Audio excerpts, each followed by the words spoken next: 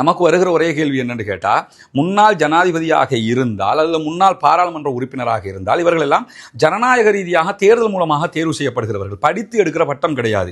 வெறும் 5 வருடங்கள் தேர்தலில் ஜெயிச்சு வருகிற ஒருவருக்கு அவர் அடுத்த முறை தோத்துட்டாரு அல்லது பாராளுமன்றத்துக்கு வராம விட்டுட்டாருன்னா அவர் சாகிற வரைக்கும் அவருக்கு பென்ஷன் கொடுக்கணும்னா இது எந்த ஒரு நியாயமாக இருக்கும்? முழு நாடுமே கேட்ட மாற்றங்கள் தான் தற்போது உண்டாகி இருக்குது. எனவே அதை விட்டு வெளியே போகும்போது மஹிந்த ராஜபக்ஷ என்ன சொல்றாங்க, என்ன வெளியே போச்சு விட்டாங்க, அதான் நான் போறேன். இதுவே ஒரு வெட்கக்கேடான வார்த்தையாக இருக்கிறது.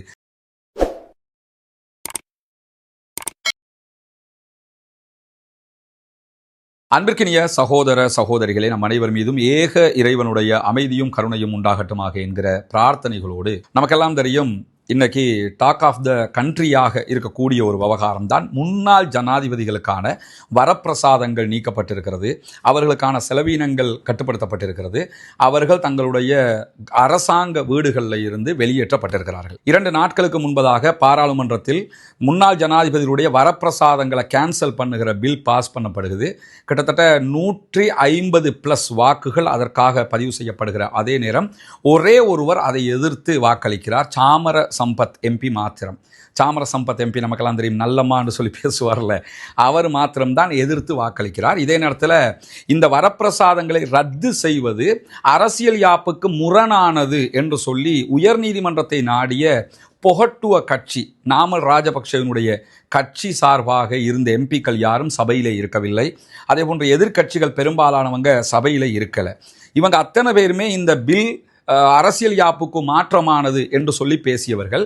இதை செய்ய வேணாம்னு சொன்னவங்க என்ன பண்ணியிருக்கணும்னா, பாராளுமன்றத்தில் இந்த பில் பாஸ் பண்ணப்படுகிற நேரத்தில் தங்களுடைய எதிர்ப்பை தங்களுடைய வாக்குகளூடாக அவர்கள் காட்டியிருக்க வேண்டும்.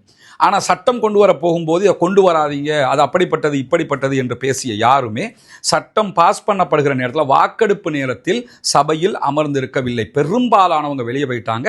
சாமர சம்பத் தசநாயக்க மாத்திரம் களத்தில் நின்று நான் இதற்கு எதிரானவன் என்கிற வாக்கை பதிவு செய்திருந்தார். எனவே ஒரு விவகாரத்தை நம்ம எதிர்க்கிறோம்னா, வெளியில் எதிர்க்கிறோம்னா பாராளுமன்ற உறுப்பினர்கள் உள்ள நின்று வாக்களிப்பு நேரத்திலையும் தன்னுடைய எதிர்ப்பை காட்டி இருக்க வேண்டும். அப்படி என்றால் அரசியலுக்காக இதை முழுவதும் பயன்படுத்தி இருக்கிறார்கள் என்பது மிக தெளிவாக தெரிகிறது. அது ஒரு பக்கம் இருக்க, அந்த பில் பாஸ் பண்ணப்பட்டதோட மஹிந்த ராஜபக்ஷ, மைத்ரிபால சிறிசேன, சந்திரிகா பண்டாரநாயக்க உள்ளிட்டவங்க எல்லாம் தங்களுடைய உத்தியோகபூர்வ இல்லத்திலிருந்து வெளியே போனாங்க. மஹிந்த ராஜபக்ஷ போகும்போது ஒரு 7-10 பேர், ஒரு 100 பேர் அளவுக்கு உண்டான ஆட்கள் வந்து அந்த இடத்துல அவர் போறதுக்கு அனுதாபம் தெரிவித்து கவலை தெரிவித்து பேசிய காட்சியெல்லாம் நீங்கள் பார்த்துருப்பீங்க. அவருடைய முன்னாள் எம்பிக்கள், முன்னாள் சகாக்கள் எல்லாம் வந்திருந்தாங்க. யுத்தத்தை முடித்த ஒருவருடைய கடைசி காலகட்டத்தில் இப்படி பண்ணலாமா என்கிற கேள்விகள் எல்லாம் எழுப்பியிருந்ததை நீங்கள் பார்த்துருப்பீங்க. நமக்கு வருகிற ஒரே கேள்வி என்னன்னு கேட்டால், முன்னாள் ஜனாதிபதியாக இருந்தால் அல்லது முன்னாள் பாராளுமன்ற உறுப்பினராக இருந்தால் இவர்கள் எல்லாம் ஜனநாயக ரீதியாக தேர்தல் மூலமாக தேர்வு செய்யப்படுகிறவர்கள். படித்து எடுக்கிற பட்டம் கிடையாது.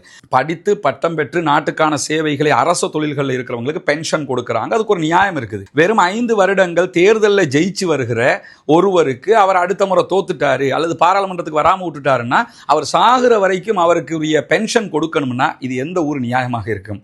இது ஒரு பொதுமக்களுடைய காசு, அவங்களுக்கு ஏன் கொடுக்கணும் என்கிற கேள்வி எழுகிறது. அதே மாதிரி முன்னாள் ஜனாதிபதிக்கு வாசஸ்தலம், அவருக்குரிய செலவீனங்கள் இவ்வளவும் ஒரு நாட்டினுடைய சுமையாகத்தான் இருக்கிறது என்கிற காரணத்தினால தான் இந்த சட்டம். இதெல்லாம் மக்கள் விரும்பினதுதான். அறகலையின் போது முழு நாடுமே கேட்ட மாற்றங்கள் தான் தற்போது உண்டாகி இருக்குது. எனவே அதை விட்டு வெளியே போகும்போது மஹிந்த ராஜபக்ஷ என்ன சொல்றாங்க, என்ன வெளியே போச்சு விட்டாங்க, அதான் நான் போறேன். இதுவே ஒரு வெட்கக்கேடான வார்த்தையாக இருக்கிறது. உங்களை சொல்ல முன்னாடியே நீங்க வெளியே போயிருக்கணும்.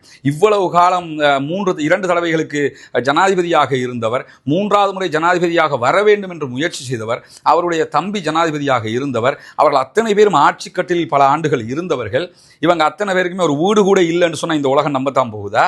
எங்ககிட்ட ஒன்றுமே இல்லை, நாங்கள் எதையுமே சம்பாதிக்கலை, நாங்கள் எதையுமே எந்த ஊழலும் பண்ணலை, எதுவுமே பண்ணலை, நாங்கள்லாம் ரொம்ப பியூரானவங்க என்று தான் இந்த உலகம் இன்னும் நம்ப போகிறது என்று இவர்கள் நினைக்கிறார்கள் என்றால் அது எவ்வளோ பெரிய முட்டாள்தனமாக இருக்கும். அவங்க செஞ்ச பிழைகளால் தான் மக்கள் அவர்களை தேர்தலில் தோற்கடித்திருக்கிறார்கள். அதே மாதிரி மைத்ரிபால சிறிசேன இந்த ஆள் வந்து ஆட்சிக்கு வரும்போது ஊரே கொண்டாடியது.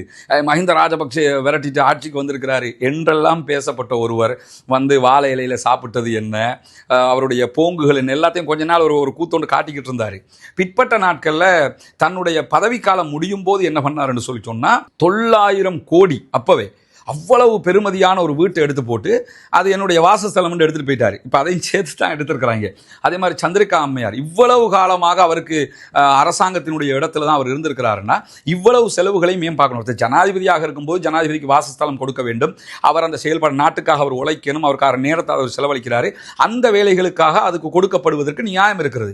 ஜனாதிபதி பதவியை நீங்கி இத்தனை ஆண்டு காலமாகவும் செலவு செஞ்சிருக்காங்கன்னா இது பொதுமக்களுடைய பணம், அந்த பணத்தை எந்த வகைகளிலும் யாரும் அனுபவிக்க கூடாது என்பதுதான் இதனுடைய அடிப்படை சித்தாந்தமாக இருக்கு. அந்த அடிப்படையில் முன்னாள் பாராளுமன்ற உறுப்பினர்களுக்குரிய வரப்பிரசாதங்கள் எல்லாம் கேன்சல் பண்ணப்படுகிறது. இப்படியான நிலைகள் ஒரு நாட்டுக்கு வரவேற்கத்தக்க நிலைகள் தான். இது செய்யத்தான் படணும்.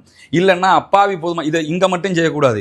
அடுத்ததாக மாகாண சபை மட்டத்தில் இருக்கக்கூடிய சில விஷயங்கள் இருக்குது, அதுலேயும் இந்த மாற்றங்கள் வர வேண்டும். பிரதேச சபைகள் மட்டத்தில் சில விவகாரங்கள் இருக்குது, அதுக்கும் இந்த மாற்றங்கள் வருகிற போது இந்த நாடு கண்டிப்பாக ஒரு சுபிட்சமான நாட்டுக்குரிய பாதையில் பயணிக்கும்ங்கிறதுல எந்த மாற்று கருத்தும் இல்லை. இளைஞர்கள் இதைத்தான் விரும்புகிறார்கள். எனவே நாங்கள் வாசஸ்தலத்தை விட்டு வெளியேற்றிட்டாங்க, யுத்தத்தில் நாட்டை மீட்டெடுத்த ஒரு தலைவருக்கு கடைசி கட்டத்தில் இப்படி செய்யலாமா, இந்த யுத்தம் 30 வருஷத்துக்கு பேசப்படும் என்று அவர் சொன்ன மாதிரி தொடர்ந்தும் அவங்க என்ன பண்ணுறாங்கன்னு கேட்டால் யுத்தத்தில் கதையை சொல்லிக்கிட்டு இருக்கிறாங்க. இந்த யுத்தத்துக்கு பிறகுதான் இனவாதத்தை உண்டாக்கினார்கள்.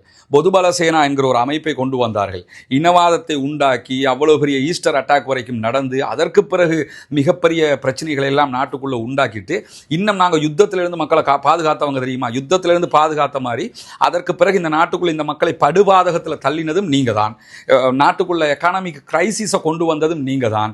முழுக்க முழுக்க அநியாயங்களை செய்து பெயர் பெற்றவர்கள் இப்பொழுது மீண்டும் அனுதாப அலையை உண்டாக்க நினைப்பது என்பது நகைப்புக்குரியது. எனவே இந்த சட்டம் மூலம் மிக தெளிவாக பாராட்டுக்குரிய ஒரு சட்டம் மூலம், கண்டிப்பாக எப்போவோ கொண்டு வரப்பட்டிருக்க வேண்டிய ஒரு சட்டம் மூலம் இந்த காலகட்டத்திலேயாவது கொண்டு வரப்பட்டிருக்கிறது என்பது அனைவருக்கும் மகிழ்ச்சியான ஒரு செய்திதான்.